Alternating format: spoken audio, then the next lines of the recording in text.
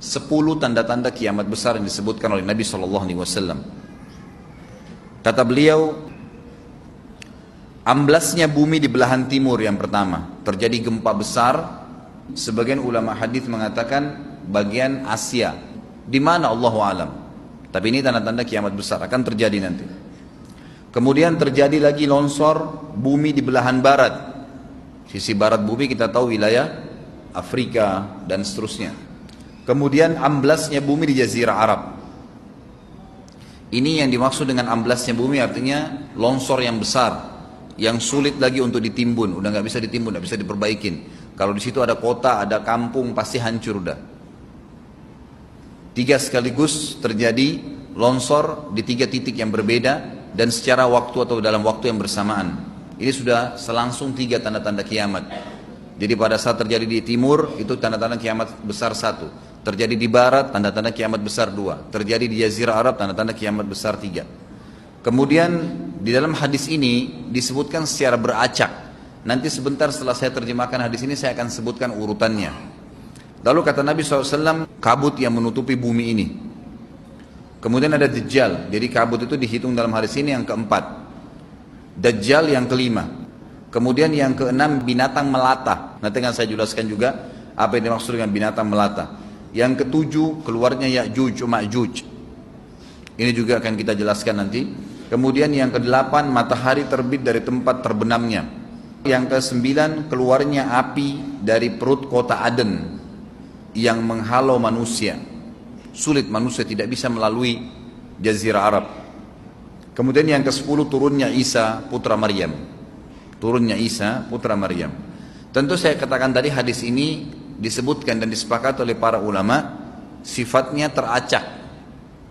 Karena cukup banyak dalil-dalil yang lain yang mengurut kejadian ini. Urutan yang pertama dari 10 ini adalah keluarnya Dajjal. Ini urutan pertama. Dajjal, jemaah sekalian, adalah diambil dari kata-kata Dajjalah yang berarti kekacauan. Ciri-ciri Dajjal disebutkan dalam banyak hadis yang sahih adalah mata kanannya yang paling pertama rusak seperti anggur kering.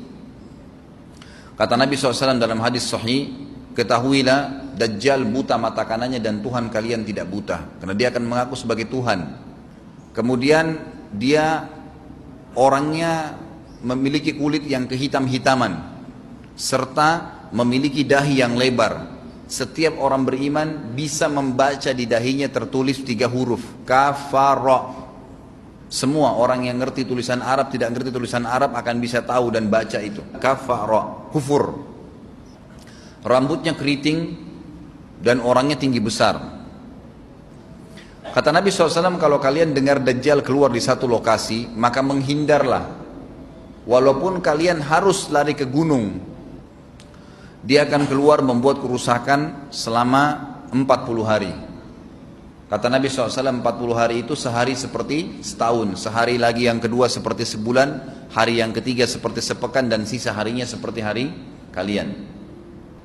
Dia akan keliling muka bumi semuanya, dan kata Nabi SAW, seluruh bumi ini akan dimasuki oleh Dajjal. Tidak tertinggal satu lorong, gang, jangankan kota atau desa, kecuali Dajjal akan masuk ke dalamnya, kecuali Madinah dan Mekah. Tidak bisa dimasuki oleh Dajjal. Kata Nabi SAW dalam hadis sahih, karena di setiap pintu gerbang Mekah dan Madinah malaikat menghenuskan pedangnya dan menghalau Dajjal sehingga Dajjal tidak bisa masuk. Pada saat dia tiba di Palestina, waktu yang bersamaan di kota Madinah berkecamuk. Kaum muslimin sepakat semua keluar untuk mengejar Dajjal dan membunuhnya. Keluar dari kota Madinah satu orang yang namanya seperti namanya Nabi Muhammad SAW, Muhammad bin Abdullah, dan dia dari turunan Nabi SAW juga. Dan orang ini punya julukan Mahdi, dikenal dengan Imam Mahdi. Inilah tanda-tanda kiamat yang kedua. Pada saat dia tiba di Mekah, dibaiatlah oleh banyak kaum muslimin, tidak disebutkan jumlah pasukannya, maka terbentuklah pasukan jihad yang mengejar Dajjal menuju ke Palestina. Lalu keluar tanda-tanda kiamat 3, langsung berentetan semua. Tanda-tanda kiamat besar yang ketiga adalah pada saat pasukan Imam Mahdi dengan pasukan jihad itu tiba di Darul Baydha namanya. Hadis menyebutkan di menara itulah, di masjid itulah Imam Mahdi mampir sholat asar bersama pasukannya. Dikatakan Isa alaihissalam akan turun sambil memegang kedua sayapnya malaikat, dan dari rambutnya yang basah meneteskan air. Maka dia pun turun, lalu kemudian dia masuk, dan orang-orang pada saat itu mengenalnya kalau dia adalah Isa, dan mereka sudah tahu ini masanya keluarnya Dajjal, ini Mahdi sudah ada, mereka tahu akan turun Isa, sudah ada informasi seperti saya sampaikan ke Bapak Ibu sekarang. Itu muslimin di zaman itu sudah tahu semua. Sholatlah mereka, kemudian mereka menuju ke Palestina. Ringkas cerita adalah Nabi Isa alaihissalam akhirnya tiba dengan pasukan mujahidin di depan pintu gerbang Babulut. Dajjal mengatakan, bukakan pintu gerbang, mereka tidak akan mampu melawan kita karena pasukannya mereka banyak memang. Maka Dajjal dengan sombongnya menunggu di depan pintu gerbang. Pada saat dibuka, Dajjal kaget melihat ada Isa alaihissalam. Dan pada saat itu kata Nabi SAW, Dajjal faham kalau sudah tiba ajalnya. Begitu melihat Isa alaihissalam, dia lari dan badannya sambil meleleh di depan para pengikutnya. Pada saat Dajjal mati, pengikutnya pada ketakutan semua. Mereka anggap Dajjal Tuhan, mereka anggap Dajjal orang yang perkasa lah, orang yang kebal lah, beragam macam kelebihan. Mereka kaget pada saat mati. Maka bertebaranlah mereka dan akhirnya mereka sembunyi di bawah pohon dan di atas batu. Kemudian batu dan pohon akan memberikan penjelasan, hai muslim ini Yahudi, bunuhlah. Maka dibunuhlah pada saat itu mereka. Lalu Nabi Isa AS memimpin di muka bumi. Dan kata Nabi SAW, pada saat itu Islam, agama Islam yang dibawa oleh Nabi SAW akan masuk ke semua rumah. Semua rumah di muka bumi, gak tersisa. Satu dunia ini semuanya Islam. Hadis sahih. Maka Nabi Isa alaihissalam memimpin pada saat itu, disebutkan dalam hadis 40 tahun dengan ketenangan menerapkan hukum Islam. Semuanya beriman kepada Allah subhanahu wa ta'ala dan menjadi muslim. Setelah itu keluar tanda-tanda hari kiamat besar yang keempat, yaitu keluarnya Ya'juj dan Ma'juj. Nabi SAW sebutkan ciri-ciri mereka. Mata mereka sobekannya kecil sehingga mata mereka kelihatan seperti sipit, tapi bola matanya besar. Mereka memiliki rambut yang keriting dan mereka memiliki poster yang umumnya seperti poster manusia. Ada hadis yang berbunyi mereka akan mendatangi sebuah sungai, kalau tidak salah namanya sungai Tibria, airnya banyak mengalir.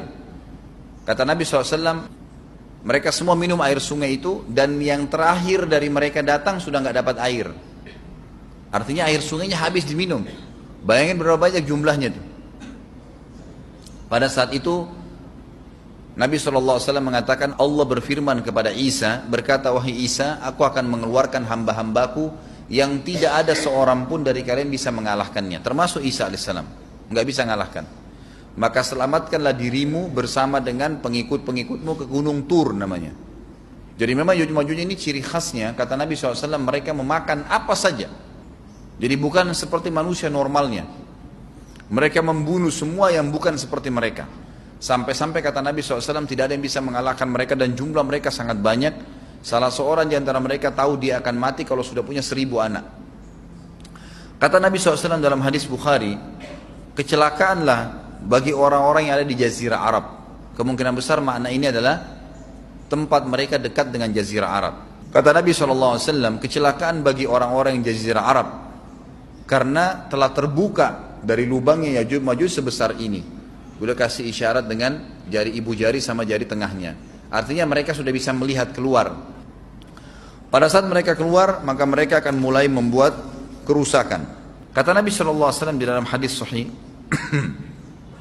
riwayat Imam Bukhari, bahwasanya Ya'juj Ma'juj akan membunuh siapapun yang mereka temui. Bahkan pada saat mereka sudah merasa menguasai bumi, mereka melepaskan anak-anak panah mereka ke langit. Lalu Allah menurunkan anak-anak panah mereka sebagai fitnah dipenuhi dengan darah. Maka mereka berkata, kami telah membunuh semua yang ada di bumi dan semua yang ada di langit. Kata Nabi SAW, Allah lalu mengizinkan Isa untuk berdoa kepada Allah agar memusnahkan mereka. Maka Isa alaihissalam pun akhirnya berdoa, meminta kepada Allah subhanahu wa ta'ala agar mereka semua dimusnahkan. Maka pada saat itu pun Allah subhanahu wa ta'ala menurunkan kepada mereka hama. Sebagian hadis menyebutkan serangga kecil seperti cacing, banyak sekali yang menimpa tubuh-tubuh mereka. Setiap orang satu. Dan itu membuat mereka mati. Kemudian setelah itu Isa alaihissalam memimpin lagi di muka bumi sampai beliau meninggal. Setelah Isa alaihissalam meninggal, kembali lagi sebagian besar manusia berbuat kekufuran. Maka Allah subhanahu wa ta'ala keluarkan tanda-tanda kiamat besar yang kelima. Yang kelima ini adalah keluarnya hewan atau binatang melata. Binatang melata ini disebutkan dalam hadis yang sahih riwayat Bukhari, bahwasanya Allah SWT akan keluarkan, tapi tidak disebutkan dari bumi mana dia keluar. Dia akan keluar hewan melata yang bisa berbicara seperti manusia dan badannya dipenuhi dengan bulu. Allahu a'lam bagaimana. Kemudian dia datangi orang-orang yang kufur tersebut dan menasihatin dan mengingatkan mereka. Yang tidak mau beriman, dalam hadis dikatakan dicap oleh hewan tersebut. Allahu a'lam dicap seperti apa, sehingga ketahuan mana yang kafir, mana yang beriman. Terus dia keliling di muka bumi tapi tidak disebutkan berapa lama.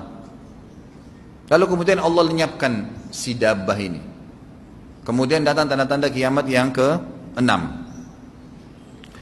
Tanda-tanda kiamat yang ke-6, 6, 7, 8. Itu berentetan semua.